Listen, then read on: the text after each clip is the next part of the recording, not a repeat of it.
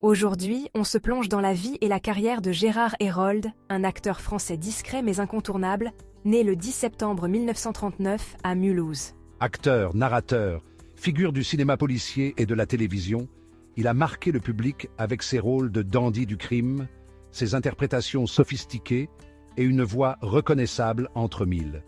Des collaborations avec Alain Delon, Édouard Molinaro, Pierre Granier de Fer et José Giovanni, à des films devenus cultes comme Pour la peau d'un flic, Le Battant ou Adieu Poulet. Son parcours est fascinant. Saviez-vous qu'il avait aussi joué dans une grande comédie française et prêté sa voix à des documentaires? Accrochez-vous, voici 10 anecdotes captivantes sur Gérard Hérold. Comme beaucoup d'acteurs de sa génération, Gérard Hérold fait ses débuts à la télévision. En 1966, il rejoint la distribution de Thierry Lafronde, une série culte qui suit les aventures d'un héros médiéval inspiré de Robin des Bois. Cette série, extrêmement populaire dans les années 60, était l'une des premières grandes productions télévisuelles françaises. Un passage obligé pour de nombreux comédiens. Même si son rôle était mineur, c'était une belle opportunité pour apprendre les rouages du métier.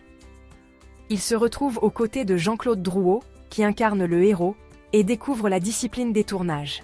Petit rôle marquant un tournant dans sa carrière, posant les bases de sa future reconnaissance. En 1973, Gérard Hérold décroche un rôle de prestige, celui du roi Alphonse V dans Le Secret des Flamands, une série historique diffusée en 1974. Ce feuilleton raconte les intrigues de la cour royale et met en avant une atmosphère inspirée de la Renaissance. Mais ce n'est pas tout. Il partage l'écran avec une jeune actrice encore inconnue, Isabelle Adjani. Gérard Hérold y brille dans un rôle de monarque autoritaire, démontrant sa capacité à incarner des personnages charismatiques et puissants, avec cette prestance qui deviendra sa signature. Il était fait pour ce genre de rôle. Un roi élégant à l'écran, mais un tremplin pour la suite de sa carrière. Ce rôle a contribué à élargir sa notoriété, en particulier à la télévision. Édouard Molinaro, célèbre pour des films comme La Cage aux folles, repère vite le charisme naturel de Gérard Hérold. Il l'engage pour Le Téléphone rose, 1975, une comédie dramatique où il incarne Jacques Delorme, un personnage à la fois séduisant et complexe, car manipulateur. Mais ce n'est pas tout. Il apparaît également dans 2 épisodes de la série Claudine, 1978. Ces rôles lui permettent d'explorer des personnages fins, ambigus et sophistiqués, un registre qui deviendra sa spécialité. Preuve que son élégance naturelle faisait mouche auprès des réalisateurs. Dès les années 80, Gérard Hérold devient un habitué des films d'Alain Delon. Il joue dans Pour la peau d'un flic, 1981, et Le Battant, 1983. Dans ces 2 thrillers, il interprète des personnages élégants mais sombres, renforçant son image d'antagoniste charismatique. Ce qu'il faut savoir, c'est qu'Alain Delon lui-même réalisait ses films et aimait s'entourer d'acteurs qu'il estimait. Son duo avec Gérard Hérold fonctionnait parfaitement. L'un en héros solitaire et déterminé, l'autre en homme de l'ombre dangereux et élégant. Cette collaboration avec l'un des plus grands acteurs français de l'époque témoigne de la confiance accordée à son talent. Le dandy du crime, dans toute sa splendeur. En 1991, Gérard Hérold tourne dans son dernier film au cinéma, une comédie dramatique culte réalisée par Gérard Lauzier. Mon père, ce héros. Aux côtés de Gérard Depardieu et de la jeune Marie Gillin, il incarne un personnage secondaire marquant dans un film touchant qui explore les relations père-fille. Son rôle de Patrick, bien que secondaire, contribue à l'intensité émotionnelle du film, qui raconte la relation compliquée entre un père et sa fille. Un dernier rôle qui contraste avec ses habituels personnages de criminels sophistiqués. Ce rôle clôt sa carrière avec élégance, 2 ans avant son décès. Saviez-vous que Gérard Hérold était aussi une voix incontournable? Au-delà de l'écran, il était aussi connu pour sa voix distinctive. Il a prêté son timbre grave, chaleureux et captivant à de nombreux documentaires, films institutionnels et publicités. Sa voix ajoutait une dimension captivante au récit, lui permettant de se démarquer dans un domaine complémentaire à sa carrière d'acteur. Même si vous ne l'avez jamais vu, vous l'avez sûrement déjà entendu. Son articulation parfaite et son phrasé naturel faisaient de lui une référence dans le milieu du doublage. Une autre facette de son immense talent.